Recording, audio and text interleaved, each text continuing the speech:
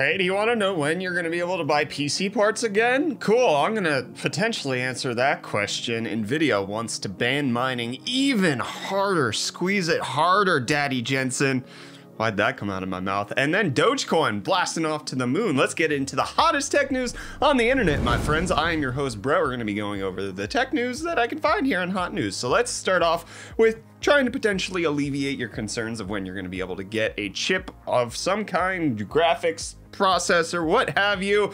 Well, according to TSMC, and then we'll get into Nvidia in a little bit, it's going to be until the end of next year that supply is going to be outpaced by demand, according to TSMC, that in 2023, I hope we can offer more capacity to support our customers. At that time, we'll start to see the supply chain tightness release a little bit, and that's on top of Intel saying it just takes a couple of years to build capacity. This is on top of the fact that TSMC is planning to invest $30 billion on upgrading and expanding its production capacity, which is going to only come into effect years from now. And then you add on top of that, that Nvidia's CFO has said, we expect demand to continue to exceed supply for much of this year. So Nvidia is currently using Samsung for their Ampere GPUs, so that makes it so that they're not quite related to TSMC. But in case you were hoping for an end in sight anytime soon, you might want to check back in a little bit. Do you think that the RTX 30 series and RX 6000 series are the lost generation of cards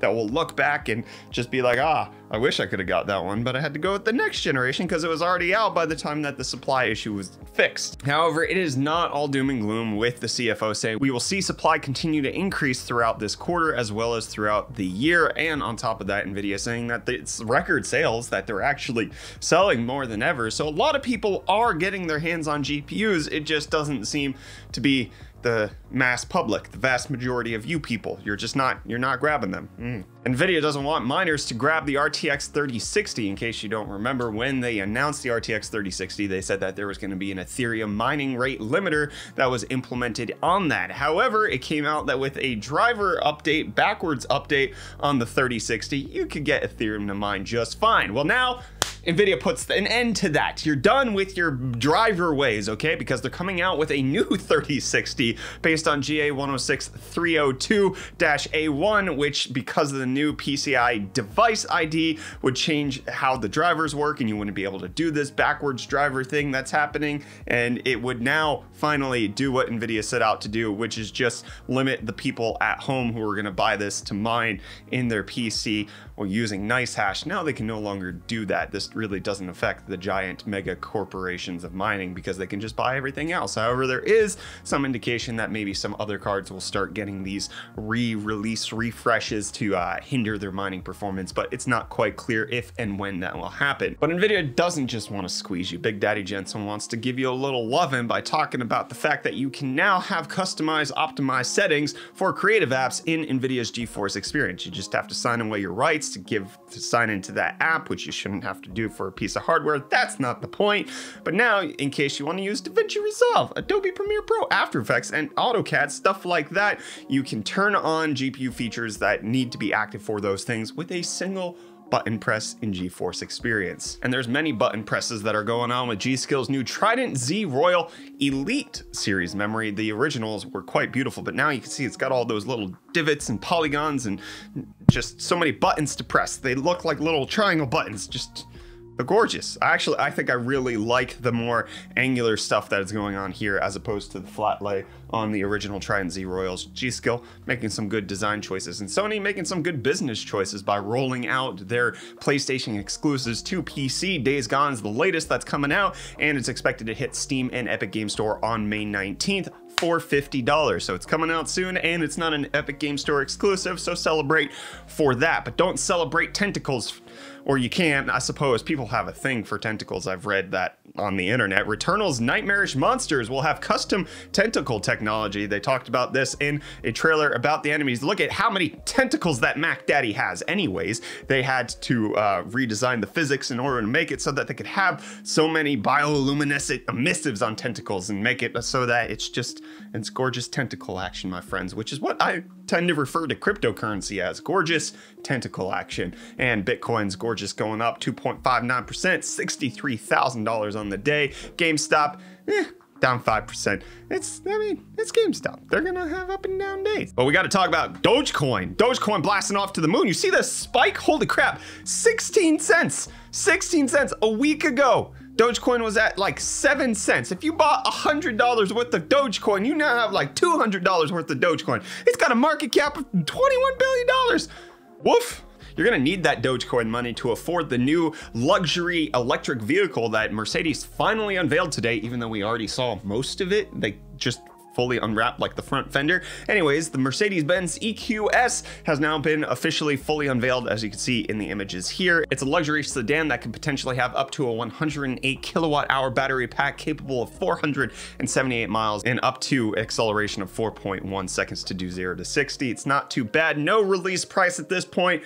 Probably gonna cost well north of 100,000, if not in the 200,000 region. It obviously has this massive touchscreen display, which is actually 3 different displays all along one giant piece of glass. Mercedes pulling out all the stops for the first North American electric vehicle that they're going to be bringing on the shores. But what's not on the shores anymore are ketchup packets. And now there seems to be a black market for ketchup packets, my friends. This is according to an article that was reported by the Wall Street Journal, talking with people who are apparently scalping ketchup packets on the open market. It's not really a black market. You can get these anywhere. We talked about the previous shortage of ketchup packets in a different episode of Hot News, but if you just go on eBay, you can see ketchup packets. Check this out. 18 bucks for 20 packs, 10 packs with 2 bonus packs for 10 bucks. You want to buy it now, 10 bucks for 43 packs. Oh, but that's a bid. Oof, the buy it now price. Here we go. 9-gram pack of 1,065. That seems like a good deal. This all seems ridiculous until you look at the sold items and you find out that no, everybody's pretty chill, except for the Mayo Chup. What the hell is this? I do want to give a shout out to these people over on Macari selling 8 ketchup packets and a hotel shampoo for $549. And that's a great deal because it's only $5 shipping, but on top of that, it used to be $750. They have come down in price. This was updated 2 months ago. This is being sold by Corinne and Zach, saying 8 of the finest and most delicious Wendy's ketchup packets. Goes great with any delicacy or meal you might be enjoying. Alongside these exquisite packets of ketchup is an Oasis shampoo from only the finest of hotels. These wonderful items are sure to be on the top of anyone's wish list. I'm graciously willing to negotiate the prices of these divine items if one so wishes. And another wonderful thing to consider about these packets of mushed tomato is that 2 of them are bonded together through some sort of condiment leakage. Disgusting! All of this sounds like it might be a troll until you realize that they're legitimate Macari sellers and they're also from West Virginia. And Twitter's no longer trolling, with them looking into potential harm that's coming from their AI and machine learning algorithms, doing a study on unintentional harms caused by them with the Responsible Machine Learning Initiative, where they're going to be looking over just potential issues that are coming up, such as in-depth analyses on things like their image cropping algorithm, which apparently has been reported as being biased towards people with lighter skin. So Twitter's going to be working on a fairness assessment of our home timeline recommendations across racial subgroups and an analysis of content recommendations for different political ideologies across 7 countries. This is coming right after I watched The Social Dilemma last night and just realizing just how much algorithms are actually controlling our lives, especially you here on YouTube, and no nary a study being done by the companies themselves to see, does that actually harm you? Am I harmful to you? Is hot news good for your bloodstream? My answer says yes, but I haven't done an intricate study like Twitter's going to be going on. And you could probably watch hot news on a bigger television, a better television, a rollable television. And I think it'd be better for you at that point. Like, it's a better prescription. It's more name brand. Anyways, LG's OLED R TV is going to be available in the US. You can inquire to buy now, and looks like you potentially buy it. No word on the American price for it. However, if we just directly convert the South Korean price, it's going to be $89,000, which is nothing to watch hot news on. That's a steal. That's a great price. It's free real estate. It really is, because you roll it back down and you can get everything above it. And you can picture real estate with the DJI Air 2S drone, which just got announced. It's the update to the original DJI Mavic Air. They're dropping the Mavic branding on this and implementing some upgrades, such as the 20 megapixel sensor. You can get 5.4K video at 30 FPS or 4K at 60 at 150 megabits with a bunch of other stuff going on. I just want to talk about this picture for a second, because that's Cape Town in the background behind that Air 2S. That is Lion's Head. I have climbed that bad boy right back there. It looks looks like a gorilla to me. I don't know why they call it lion's head. Never figured that out. Looks like a silverback. But I'm sure if you got on a plane, you could see and tell me why, but X-Wing can do it autonomously. They completed the world's first, at least according to them, autonomous gate-to-gate commercial cargo flight. They're working on making autonomous airplanes happening, specifically in the cargo shipping realm, which is where a lot of the shipping money is going to be with flights. So X-Wing completing that. Good job to those guys. And good job to Microsoft creating Microsoft Edge's kids mode for sharing on the family PC, keeping your kids safe. Look at this. It's just so cute and bright and colorful. Enrich them with Microsoft Edge Kids Modes. It's free, protected online environment for kids 12 and under that gives parents peace of mind when their kids browse the web on a shared device. And I'm going to give you a kids mode by ending this episode of Hot News. Hot News is not made for kids, just by the way. We have to check that box on every single Hot News episode that we upload. And to prove it, try to relax your anus. Check out yesterday's episode of Hot News right here. You can check out yesterday's UFD Tech video where I talk about screw Nintendo and how we're never going to talk about them ever again here on Hot News. I'll see you next week. Cheers, friends.